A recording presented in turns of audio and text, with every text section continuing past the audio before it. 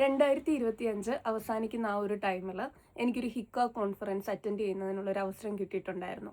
So ആ ഒരു ടൈമിലാണ് ഞാൻ കുറേ കാര്യങ്ങൾ എനിക്ക് ആ ഇൻസ്പെക്ടേഴ്സുമായിട്ട് നല്ലൊരു കോൺവെർസേഷനിലൂടെ അവരിൽ നിന്ന് അറിയാൻ കഴിഞ്ഞത്. സോ അതിൻ്റെ അടിസ്ഥാനത്തിൽ കെയർ പ്ലാനെ കുറിച്ചുള്ള കുറച്ച് ടിപ്സ്, നമ്മൾ എന്തൊക്കെ കാര്യങ്ങളാണ് ശ്രദ്ധിച്ചിരിക്കേണ്ടതെന്നുള്ളതിനെ കുറിച്ചാണ് ഞാനിവിടെ നിങ്ങളോട് ഷെയർ ചെയ്യുന്നത്. ആദ്യത്തേത് എല്ലാവർക്കും അറിയാവുന്നൊരു കാര്യമാണ്, care plan should be person centred. നമ്മുടെ റെസിഡൻറ്റ് അല്ലെങ്കിൽ പേഷ്യൻ്റ് അവരുടെ പ്രിഫറൻസ്, ചോയ്സ് എല്ലാം ഒരു ഇൻഡിവിജ്വൽ ബേസ്ഡ് ആയിരിക്കും. അവർക്ക് പലർക്കും പല കാര്യങ്ങളായിരിക്കും ഇഷ്ടമായിട്ടുള്ളത്. ഫോർ എക്സാമ്പിൾ ഫുഡ് പ്രിഫറൻസ് പോലും ഡിഫറെൻ്റ് ആയിരിക്കും.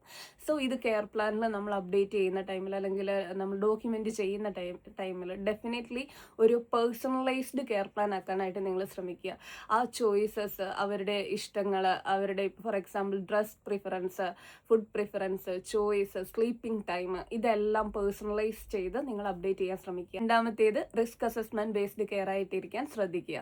ഫോർ എക്സാമ്പിൾ നമുക്കൊരു പേഷ്യൻറ്റിന് പുതുതായിട്ട് പ്രഷർ അൾസർ ഉണ്ടായാൽ അല്ലെങ്കിൽ ഒരു ഫോൾ ഉണ്ടായാൽ അവരുടെ ഫോൾ റിസ്ക് ഒന്നുകൂടി ഇവാലുവേറ്റ് ചെയ്യുക, അല്ലെങ്കിൽ വാട്ടറിലോ ഒന്നുകൂടി ഇവാലുവേറ്റ് ചെയ്യുക. അവിടെ സ്കോർ ചേഞ്ചസ് വരാം.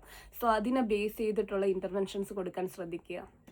മൂന്നാമത്തേത് റെഗുലർ അപ്ഡേഷൻസ്. ഫോർ എക്സാമ്പിൾ ഇപ്പോൾ നേഴ്സിംഗ് ഹോമിലൊക്കെ ഉള്ള റെസിഡൻ്റ് ആണെന്നുണ്ടെങ്കിൽ ഇപ്പോൾ എന്തെങ്കിലും ഒരു സിറ്റുവേഷനിൽ ഹോസ്പിറ്റലിൽ പോയിട്ട് വന്നാൽ ഏതെങ്കിലും മെഡിക്കൽ കണ്ടീഷൻ പുതുതായിട്ട് ഡയഗ്നോസ് ചെയ്തിട്ടുണ്ടെങ്കിൽ, വേറെ എന്തെങ്കിലും ചേഞ്ചസ് ഉണ്ടായിട്ടുണ്ടെങ്കിൽ, ഹൈ അലേർട്ട് മെഡിക്കേഷൻസ് ആഡ് ആയിട്ടുണ്ടെങ്കിൽ, അങ്ങനെ എന്തെങ്കിലും കാര്യങ്ങൾ പുതുതായിട്ട് അപ്ഡേഷൻ വന്നിട്ടുണ്ടെങ്കിൽ നിങ്ങൾ റിമൈൻഡേഴ്സ് കൊടുക്കേണ്ട കാര്യങ്ങൾക്ക്, ഫോർ എക്സാമ്പിൾ എന്തെങ്കിലും ഒരു മാനേജ്മെൻറ്റ് റിലേറ്റ് ചെയ്ത് എന്തെങ്കിലും റിവ്യൂ ഉള്ള കാര്യങ്ങൾ, ഇതെല്ലാം ഒരു റിമൈൻഡർ കൊടുത്ത് റെഗുലർ അപ്ഡേറ്റ് ചെയ്ത് പോകാൻ ശ്രദ്ധിക്കുക.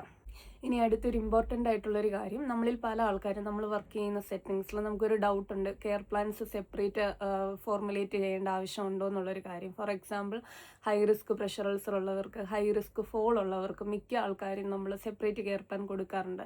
സോ അതിൻ്റെ ആവശ്യമില്ല. ഏതൊക്കെ കെയർ പ്ലാൻസ് ആണ് സെപ്പറേറ്റ് നമുക്ക് കൊടുക്കാവുന്നുള്ളതും ഏതൊക്കെ നമുക്ക് ഹോളിസ്റ്റിക് കെയർ പ്ലാൻ ആയിട്ട് അതിൽ തന്നെ സ്റ്റെപ്സിൽ ഇൻക്ലൂഡ് ചെയ്യാമെന്നും ഞാൻ ഷെയർ ചെയ്യുന്നതായിരിക്കും ഉടൻ തന്നെ. സോ കൂടുതൽ വീഡിയോസിനായിട്ട് ഈ പേജ് ഫോളോ ചെയ്യുക.